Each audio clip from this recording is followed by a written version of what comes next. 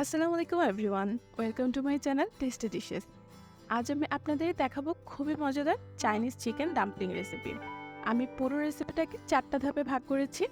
প্রথম ধাপে দেখাবো কিভাবে র্যাপারের জন্য পারফেক্ট ডো তৈরি করা যায়। দ্বিতীয় ধাপে দেখাবো কি করলে ভেতরের ফিলিংটা ফ্লেভারফুল আর জুসি হবে। তৃতীয় ধাপে দেখাবো কিভাবে ঘরেই তৈরি করতে পারবেন চিলি সস।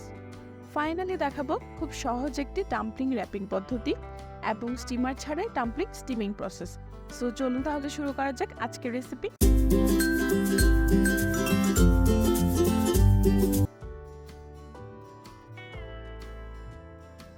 আমি ডোয়ের জন্য একটি শুকনো পাত্রে 2.5 কাপ বা 400 গ্রাম ময়দা নিয়েছি। তারপর দিব হাফ টিস্পুন লবণ। এরপর একটু একটু করে পানি অ্যাড করব আর মিডিয়াম সফট ডো তৈরি করে নেব।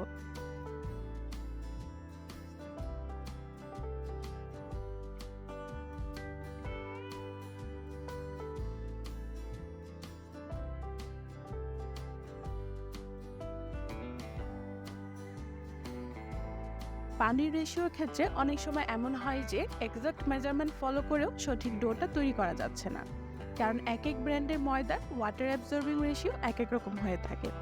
এই জন্য আপনাকে অল্প অল্প করে পানি অ্যাড করে বুঝে নিতে হবে। তবে আমি বেশিরভাগ সময়ই 50% ওয়াটার রেশিওতে ডোটা তৈরি করে থাকি। আমি আজও 400 গ্রাম ময়দার জন্য 200 গ্রাম পানি ব্যবহার করছি।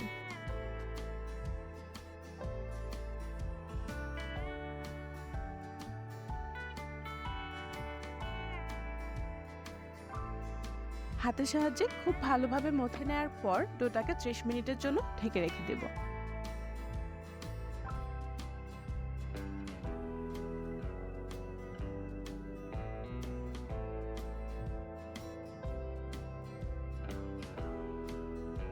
এর মধ্যে আমি ভিতরের ফিলিংটা রেডি করব। এজন্য আমি প্রথমে 2 টুকরা মুরগি কিমা করে নেব। এখানে আমি 300 গ্রাম বা 2 কাপ পরিমাণ কিমা করে নিয়েছি। এবার অ্যাড করব 2 টেবিল চামচ পেঁয়াজ কুচি, 1 টেবিল চামচ রসুন কুচি, 1 চা চামচ আদা কুচি। ভেজিটেবলের মধ্যে আমি দিচ্ছি 3 টেবিল চামচ গাজর কুচি আর 1/3 কাপ পেঁয়াজ বাটা। একটু স্পাইসি করার জন্য দিব কাঁচামরিচ। সিজনিংয়ে দিব হাফ চা চামচ লবণ, 2 টেবিল চামচ সয়া সস। এবার সবগুলো উপকরণ ভালোভাবে মিক্স করে নিব।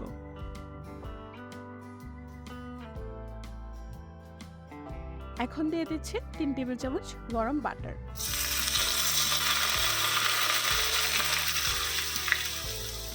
বাটার অ্যাড করলে ডাম্পলিং এর রিচ একটা ফ্লেভার আসে এবং চিকেনটাও ময়েশ্চার থাকে। আপনারা চাইলে এটা স্কিপ করতে পারেন।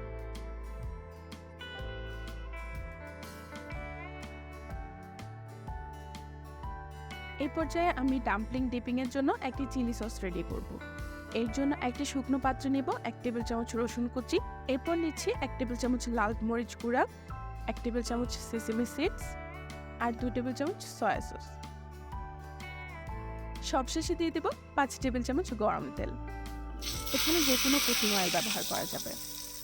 ব্যাস রেডি হয়ে গেল আমাদের চিলি সস।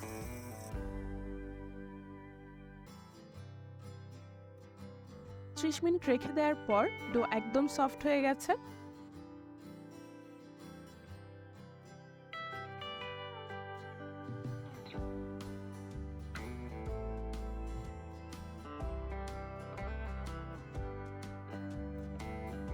এবার ডোটাকে হাতের সাহায্যে ঘুরিয়ে ঘুরিয়ে লম্বা একটি রোল করে নিব।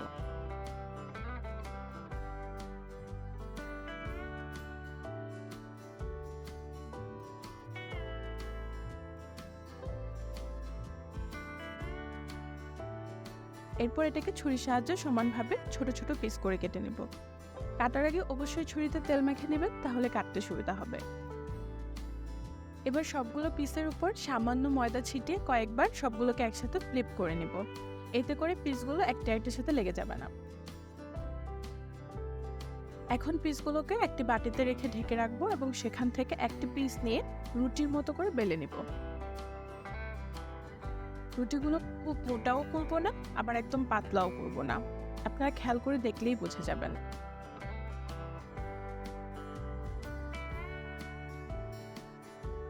র্যাপারের মাঝখানে 2 চা চামচের মতো ফিলিং রেখে র্যাপারটিকে অর্ধেক করে ফোল্ড করব এবং মাঝখানে চেপে লক করে নিব।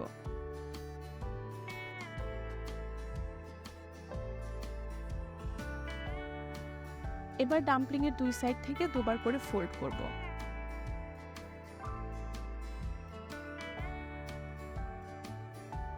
এটা আমার কাছে খুব সহজ একটা ফোল্ডিং মেথড মনে হয়। আমি আরেকটি অ্যাঙ্গেল থেকে আবারও একটা ডাম্পলিং ফোল্ড করে দেখাচ্ছি যেন আপনাদের বুঝতে সহজ হয়।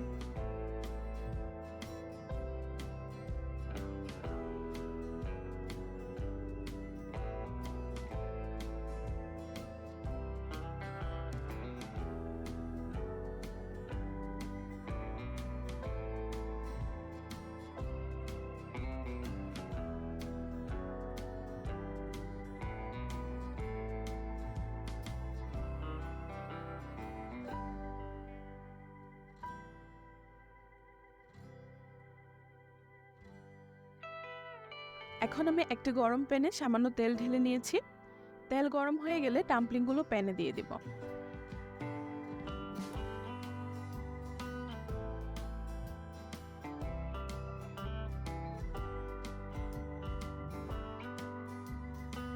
পাঁচ মিনিট পর ডাম্পলিংয়ের নিচের অংশে বাদামি রং ধরলে 1/4 কাপ পানি দিয়ে ঢেকে দিব।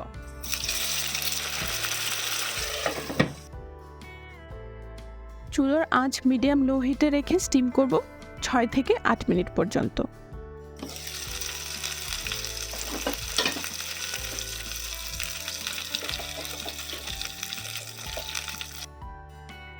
পানি সম্পূর্ণ শুকিয়ে গেলে ডাম্পলিংগুলো তুলে সার্ভ করব চিলি সসের সাথে।